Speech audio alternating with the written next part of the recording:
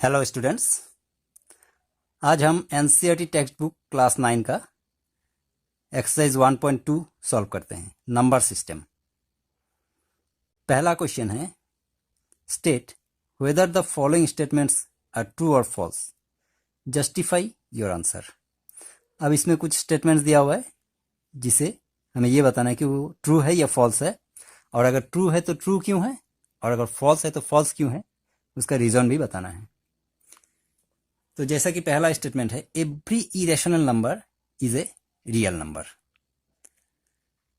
ये true statement है क्योंकि जो रियल नंबर होता है ना, रैशनल इरेशनल सारा का सारा रियल नंबर में इंक्लूड हो जाता है, इसलिए जो इरेशनल नंबर है वो भी रियल नंबर ही होता है। तो इसका जो स्टेटमेंट है वो मैंने पहले से लिख रखा है ताकि वीडियो लंबी ना हो। तो उसके लिए हमें इस तरह से लिखना होगा। इसका जो रीजन है कि ट्रू होने का रीजन क्या है, रीजन ये है कि all rational and irrational numbers together make up the collection of real numbers r। Real number को हम r से डोनेट करते हैं, इसलिए यहाँ पे रियल नंबर r लिखना होगा। इसका रीजन ये लिखना है हमें कि ये ट्रू क्यों है। अच्छा, अब सेकंड स्टेटमेंट इसका ये है, every point on the number line is of the form root m where m is a natural number. तो इसमें यह कहा गया कि नंबर लाइन का जो हर एक पॉइंट है वो in the form of root m होता है और m एक नेचुरल नंबर होता है। पर ऐसा नहीं हो सकता, ये स्टेटमेंट फॉल्स है क्योंकि हर एक पॉइंट को अगर हम रूट से डिनोट करें तो नेचुरल नंबर नहीं हो सकता वो। तो इसका स्टेटमेंट हमें ऐसे लिखना होगा, बिकॉज फॉल्स लिखना होगा, because between two consecutive numbers root a and root b there are infinitely many numbers which cannot be represented in the form root m where m is a natural number। अब जैसे कि two consecutive numbers root A and root B, अब जैसे कि तो root A and root B two consecutive number, suppose root 4 and root 9, root 4 and root 9, यानी कि root 4 का वैल्यू क्या है 2, रूट 9 का वैल्यू है 3। अब 2 एंड 3 के बीच में, अब जब हमने 1.1 सॉल्व किया था तो हमने देखा था कि दो कॉन्जिक्यूटिव नंबर के बीच में हम इन्फिनिटली मेनी नंबर इंसर्ट कर सकते हैं। अब रूट 4 एंड रूट 9 के बीच में, यानी कि 2 एंड 3 के बीच में हम इन्फिनिटली बहुत सारा नंबर इंसर्ट कर सकते हैं, और वो सारा नंबर नेचुरल नंबर तो नहीं होगा क्योंकि वो सारा फ्रैक्शनल नंबर है। तो इसीलिए ये बात रॉन्ग है, ये स्टेटमेंट की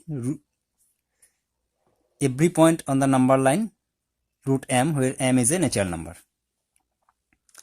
अब इसका थर्ड स्टेटमेंट है, every real number is an irrational number. तो ये स्टेटमेंट फॉल्स होगा, because all rational numbers are also real numbers, क्योंकि इसमें कहा गया है कि every real number is irrational number. तो रियल नंबर में इरेशनल और रैशनल दोनों को इंक्लूड किया गया है, तो हर रियल नंबर इरेशनल ये नहीं हो सकता क्योंकि उसमें रैशनल भी आता है।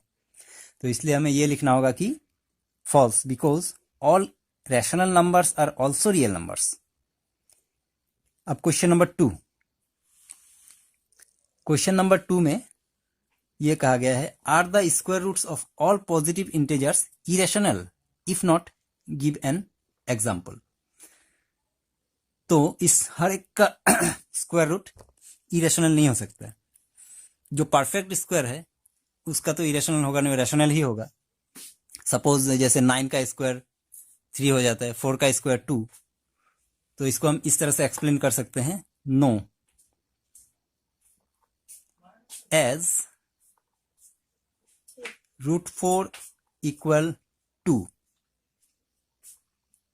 Which is a rational number. अब रूट 4 का वैल्यू 2 आता है, 2 एक रैशनल नंबर है।